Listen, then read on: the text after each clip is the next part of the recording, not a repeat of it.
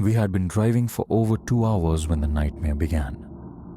The anomalous disturbances that would soon engulf the area appeared as abruptly as a lightning strike, and the world around us shifted as if reality itself had begun to buckle under some unseen weight. A strange dissociation overtook me, a deep sense of wrongness, and goosebumps rose along my arms. The air itself seemed to hum with a crackling energy filled with a sharp, metallic scent. Like ozone. The thick, invisible clouds of it filtered through the car's air vents, suffocating us. "I'm so excited to see this," Alice exclaimed in the passenger seat, her voice a high, almost feverish pitch. Her face lit up with anticipation. "Do you know I've never seen a full solar eclipse before?" I glanced over, feeling an unfamiliar tightness in my chest. But Alice didn't seem affected by the growing sense of unease that was creeping through my veins. I wiped my forehead, clearing the sweat that had begun to form there. "Do you smell that?" I asked, shifting the conversation with a sense of urgency. Alice turned toward me, her smile faltering for a split second. "Smell what?" she replied, her voice falling into a quieter tone. The ozone scent was so thick now that I could almost taste it at the back of my throat. It was nauseating. I rolled the windows down, hoping the fresh air would dispel the stifling sensation. The breeze helped, but the smell lingered, coiling like a persistent cloud, seeping through every crevice of the car. All around us, the sky above had taken on a strange, cyanotic hue, as though some otherworldly force had bled the color from the heavens.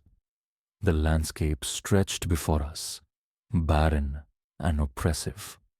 The jagged peaks of distant mountains loomed like the teeth of some monstrous entity, their sharp points hidden beneath the purest snow. "This place is so empty," Alice muttered, brushing a lock of platinum blonde hair behind her ear. "I can't remember the last time I saw a house." I took a breath, pushing the strange unease back down. "It's beautiful," I said, though my voice betrayed a hint of uncertainty. She fumbled with her phone, flipping it open, and sighing. "Of course, no service out here," she muttered. "We better not get injured. We won't be able to call for help." I chuckled nervously, trying to shake off the unease gnawing at me.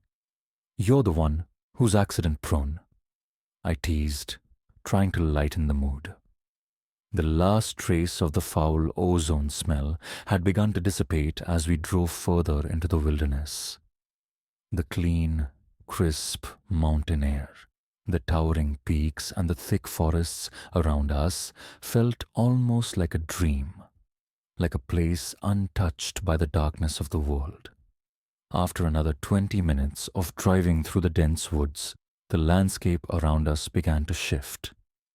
We saw a faded brown sign ahead that read, "To Mount Bloodstone, 5 miles."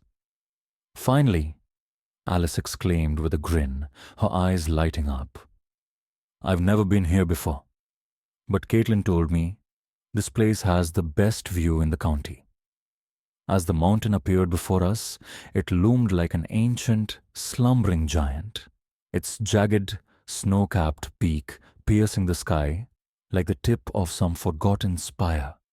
Steep cliffs of light brown stone surrounded it, and the dense forests of maple, oak, and pine clung to its rocky base. "We still have 4 hours until the eclipse starts," Alice remarked, checking her phone. The road began to narrow, transforming into a winding trail of loose rocks and tire tracks.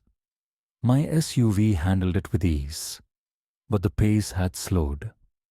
We were surrounded now by the forest's deep shadows, the trees so thick they felt like silent, watchful sentinels. A few minutes later, we emerged from the trees into a clearing, revealing the sharp drop on the driver's side. A sheer cliff that plummeted hundreds of feet to a field of jagged rocks below. On Alice's side, the vertical walls of granite rose up, smooth and unyielding. "The parking area is just ahead," Alice said excitedly. But as the car crawled forward, I couldn't shake the sense of foreboding tightening in my chest. The drop to my side seemed impossibly close, as though a single wrong move could send us spiraling off the edge. "You're not nervous, right?" I asked, trying to keep my voice steady. Alice's laugh was light, almost carefree. "Nope. I trust you, Brian," she said, placing a warm hand on my shoulder. The touch of her soft skin grounded me for a moment, reminding me of the beauty of this day, of her. I glanced at her with affection, my heart swelling with the tenderness of the moment. We'd been together for 3 months, and it had been some of the happiest days I could remember. But then, in an instant, the world twisted. It felt like all of the tires exploded at once. The SUV began swerving uncontrollably, the steering wheel jerking violently in my hands. I screamed in terror as the car veered dangerously close to the cliff's edge, only to snap back in the opposite direction, slamming into the rock wall on Alice's side. The sickening screech of twisting metal filled the air. The windows shattered in an explosion of glass. For a moment, I didn't even realize I was screaming too. My head collided with the steering wheel, and the world exploded into white pain. Time seemed to warp. My mind reeled in confusion, a haze of disjointed thoughts. "Alice?" My voice came out muted, disembodied. I didn't know if she could hear me. I blinked rapidly, struggling to shake off the disorientation. A stabbing migraine throbbed through my skull. My forehead felt like it was being crushed under a vice. I groaned, pushing my hands against my head as though I could will the pain away. Yeah, I'm okay," I muttered, though I wasn't sure if I was lying to myself or her. I wiped the blood from my lips, feeling the trickle of it, the bitter taste on my tongue. Alice, sitting next to me, seemed relatively unscathed, though a small cut ran across her cheek. "What just happened?" she whispered, her voice trembling with the remnants of shock. I shook my head, still dazed. "I don't know." She fumbled with her phone, trying to call 911, but her face quickly fell when she saw the signal was dead. "No service. We're going to have to walk to find help. Or at least somewhere we can get reception." An icy rush of adrenaline cut through my confusion. I flung open the door, stumbling out into the cold, rocky road. I glanced back, seeing the twisted remnants of the SUV still spinning in my mind. But what I saw next would haunt me forever. Across the road, embedded in the dirt, was a spike strip. The twisted remnants of my tires were caught on its vicious, gleaming claws. "Someone's out to get us," I whispered, my voice barely audible, but the words felt too real to ignore. "You didn't look back just a minute ago, right? There was some massive animal making all those trees fall. That wasn't an avalanche. It sounded absolutely batshit insane, but I swear, it looked like a huge feathered serpent." "That's ridiculous, Brian," she said, her voice dripping with condescension. "Are you sure you're not still concussed from the accident? Sometimes head injuries cause all kinds of weird side effects." "What are you saying? I'm tripping out. I saw it, as clearly as I see you here right now," I said, my voice a little more forceful. "It was moving away from us. I didn't see its face, but I saw its body. It had to be 200 or 300 feet long." Alice only sighed, her attention already wandering. "We should keep moving," she said, glancing ahead. "We'll want to get out of here before nightfall. It gets cold up here in April." "I've got a lighter," I muttered. I'll start a fire if we need to. I'm not worried about that, Alice replied. I'm worried about who the hell spiked my tires and why there's a giant snake roaming the mountains. But deep down, I knew she was right. No matter how strange things were getting, we had to keep moving. I didn't want to be stuck here after dark either, but not because of the cold or running out of food. It was something else, something worse. The solar eclipse is only a couple hours away, Alice said, glancing at her phone. I don't care, I said grimly, pulling out my water and taking a long gulp. I lifted the bottle to the sunlight, and anxiety crept up on me. The water was nearly gone. Why do you think someone would spike my tires? I asked, the question gnawing at my mind. It was becoming an obsession. Who would do that? Alice gave a dismissive shrug. Probably just teenagers messing around.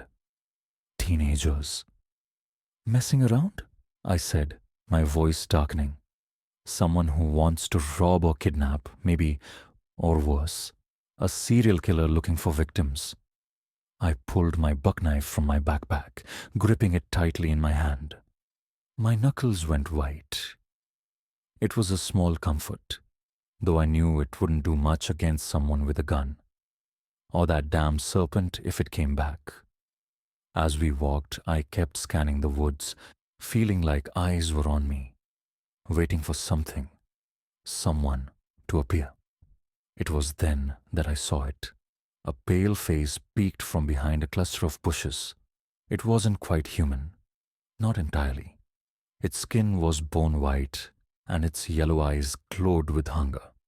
Its hairless face split into a grin, and two obsidian fangs slid out like a rattlesnake's. I froze, my breath catching in my throat. I pointed. Alice, look.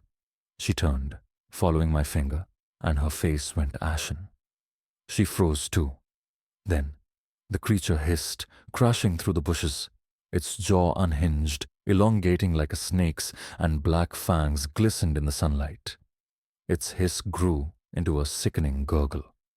Behind it, more faces emerged, pale, with glowing yellow eyes. They all looked hungry, bloodthirsty. Run! I screamed, tearing off up the road without a second thought, my legs burning as I pushed myself harder and harder. The drop to my left stretched down 1,000 feet to a river far below. The only way out was forward.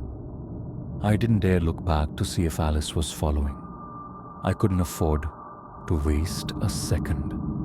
I was already exhausted from the hike, but fear drove me, pushing me forward until my vision blurred and my head throbbed.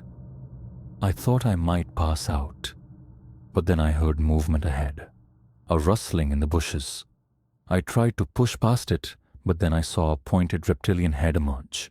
It was bone white, its lipless mouth widening into a wide grin. Its fangs slid out, surrounded by needle-like teeth. It lunged at me. I fought back, kicking and swearing as I tried to bring my buckknife up to defend myself. But it was faster.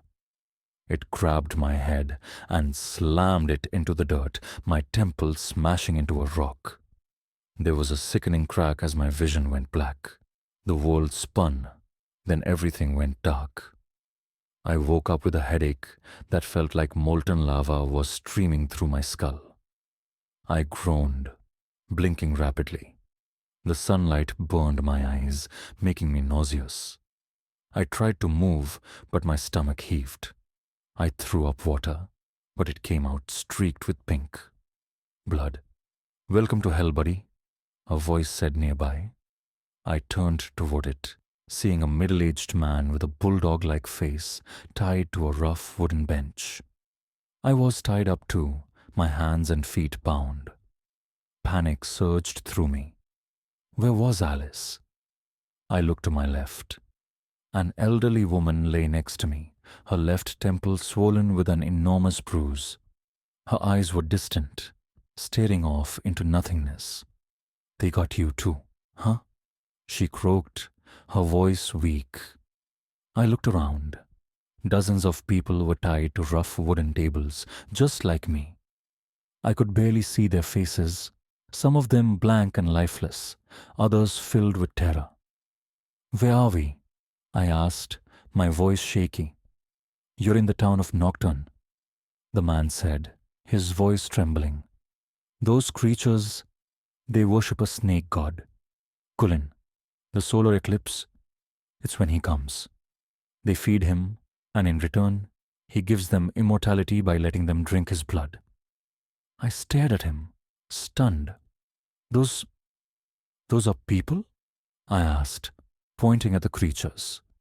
The old woman just shook her head. "They're not people anymore," she said. "They were like you and me once. But when they drink the blood of the serpent, they change." I glanced around, and I finally understood where we were. We were in some abandoned town, high up on Mount Bloodstone. The place was falling apart, crumbling houses, trees growing through the walls, the broken glass of shattered windows everywhere. A church stood in the center, its walls riddled with holes like Swiss cheese. Cars, old and rusted, lined the streets. "This is Nocturne?" I asked. "It looks like it's about to fall into the earth." The old woman just nodded, her eyes empty. Suddenly, I felt something in my pocket. The Swiss Army knife. I grabbed it, struggling to cut through the ropes. My hands were shaking, but I kept going. The eclipse was almost here, and I had to get out. Then, I heard it. The roar. It came from the forest, a sound so ancient and terrifying that it felt like the earth itself trembled. The feathered serpent was coming. I worked faster, cutting through the ropes, desperate. The creatures around us began to hiss, raising their heads toward the sky. And then, Kulin appeared. His eyes were pools of liquid flame. His face was monstrous, his jaw unhinging to reveal a mouth filled with razor-sharp teeth. Inside his mouth, a human face screamed in silent agony. The serpent lunged, devouring the first victim, a young woman who screamed as Kulin's teeth pierced her body. I almost had the ropes free. I could feel the panic building, my heart racing. And then, just as I was about to break free, Alice appeared. She stepped out from behind a tree, a knife in her hand. Her eyes were cold, empty, as though she wasn't even human anymore. She looked at me, grinning. "You're not going anywhere," she hissed. "The god must have his fill." She lunged at me, the knife raised high. Instinctively, I shoved the Swiss Army knife out, stabbing her in the neck. Her eyes went wide as she stumbled back, clutching at the wound. With a final gurgling cry, she fell to the ground, her body twitching. I didn't look back. I ran. I sprinted down the mountain, my heart pounding, the screams of the dying echoing in my ears. I didn't know if I was escaping or if I was just running straight into more horror. But I couldn't stop. Not now. Not ever again. The cries of Kulin and his followers followed me down the mountain. But I didn't stop running. The next day, I stumbled upon a gas station, feeling like a man who had just crawled out of the desert, dying of thirst.